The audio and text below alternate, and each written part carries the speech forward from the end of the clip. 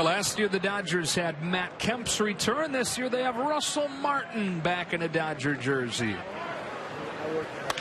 Martin strokes one down the right field line, peeling away from Geyer, and a fair ball into the corner. A two-run double for Russell Martin and his first at-bat back in a Dodger uniform here in Arizona. Staying on again, another low pitch. Kike Hernandez hit his to left field. That one sunk down and over the middle of the plate, but a nice job elevating that ball down the line. Turner and Muncy have both been aboard twice. And up comes Kike Hernandez. Base hit to left. That one rolls by Jimenez and brings home Turner. They're going to send Muncy as well. And the Dodgers have a 6-0 lead as Hernandez drives home a pair.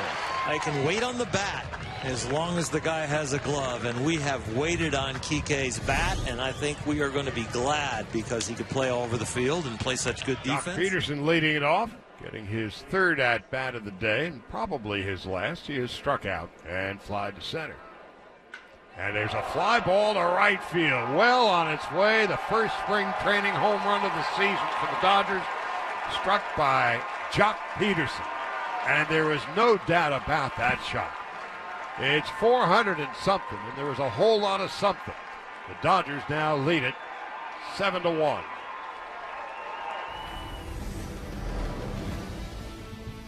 Max, Arizona is not cooperating for you guys as far as the weather is concerned. Before games begin on Saturday, how many at-bats do you feel comfortable getting, whether that's in the cage or in live BP? I don't know if I have a good answer to that. You know, it's kind of just the biggest thing is getting your timing down, and the only way you can really do that is to see pitching. But, you know, that's part of what spring training is for, is to see more pitching, get your timing down. So going into Saturday, you know, we might only have one or two ABs under our belt as far as the live bullpens go, but it's just one of those things you just have to deal with it. How different is it to face one of your own guys versus facing somebody from another team? It's always different, you know, because the situation makes it really difficult sometimes. You know, you're hitting in the batter's box. Sometimes you have the cage around you.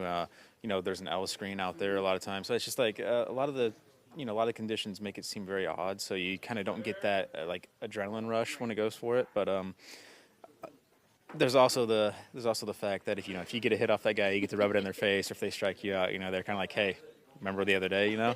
So it's you kind of don't want that to happen. I call this area right here in the Dodgers clubhouse in spring training Stud Row because of all of the amazing players that are in this section and just what you guys were able to accomplish last year. How have you enjoyed getting to know these guys even more, and the addition of A.J. Pollock?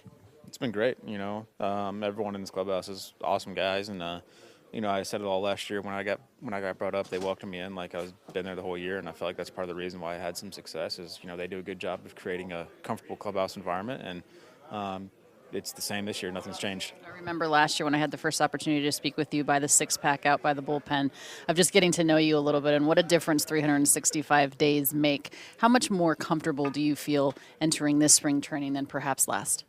You know, very comfortable. Obviously, it's a different situation for me knowing that I'm on the team for the most part. But, you know, I'm trying to treat it like I'm still not. I'm trying to go out there and make it a point that I need to prove myself to the coaches, prove myself to the staff, and hopefully doing that is the best way to prepare for the season and keeps me ready to go. Walker Buehler said the same thing, that he thinks he needs to fight for a spot. The two of you are on this team, by the way. I'll just go ahead and break the news to you. Do you like that, though, feeling like you still have to prove yourself? Does that help you? I feel like that keeps me where I need to be. It keeps me from getting complacent, and it keeps me hungry, and it makes sure that I'm out there working hard every single day. I'm not taking any days off because I know that, it's not a big deal. You know, it makes me go out there and work extremely hard and get ready for the season. Take nothing for granted. Thank you, Max. Thank you.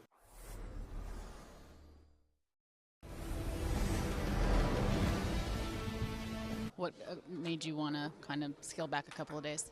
I'm just going to take a few days. Yeah, I think it's just best if I do that. Just feel like I'm not going to get another chance to do this during the season, and feel like it's a good time. As much of a competitor as you are you thankful that it's now versus, you know, 2 weeks? You know, this is not part of the deal, but it's important for timing-wise to do it now, and as opposed to later.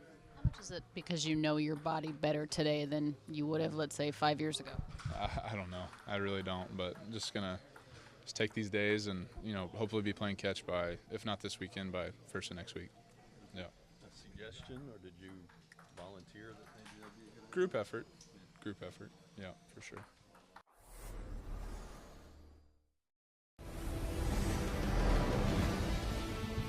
Clayton is here today. He will be in the weight room, in the training room, doing whatever he needs to do to get ready. There was he just didn't feel right a couple days ago. So I think that for us right now, Clayton wants to make all of his, doesn't want to miss a workout. So when he says he doesn't feel right, where you're looking at the calendar, just to push things back is prudent, and that's what we're doing right now. So to say when he's going to throw his next pen, I can't say right now, and we're sort of leaving that to him and the trainers to figure out when that is. But right now, to just kind of step away, give him a couple days, I think that's what we want to do. Feel right physically or mechanically? What is he dealing with? More just physically, just didn't feel right in his in his pen and in the last live session. So maybe just to kind of recalibrate, reset will help him. Is it his back? No, not fatigue. No, not back. Just kind of arm kind of thing. Not back, not fatigue. He did great work this past winter, and so it's more of just you don't feel right. Let's just kind of get back in the weight room, get your treatment, and then get back and reset. Is this like alarming at all, or is No, this? no. It's because I think that I'm pretty good with reading players, reading Clayton, and listening to the training staff. So there's no one's alarmed or worried about it. Is it because it's so early in camp that you're not alarmed? That's right.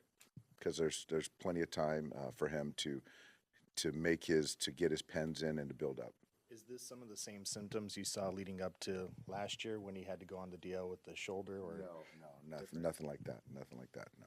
When did you first hear that he wasn't really happy with his Just right after the pen, and after the live session, I think 4 or 5 days ago, you could see he wasn't too pleased. I thought there were some good throws in there.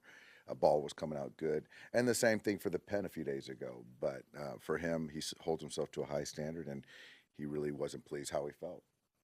So all you know about his schedule is that he's not going to throw for a couple days. Yeah, that's right. And then each day, it's sort of a day-to-day thing. He's not going to throw at all. He's not throwing. He's not going to play catch today, and then we'll see how he feels tomorrow. We always hear about dead arm phase, but much later in spring. Is this a similar feeling? It potentially could be, and I don't think that there's. And typically, yeah, it does come on later in the spring. So I don't want to go out there and say that's what it is. But I know that when I listen to Clayton and the training staff, this is the right way to go about it, and potentially could be something like that.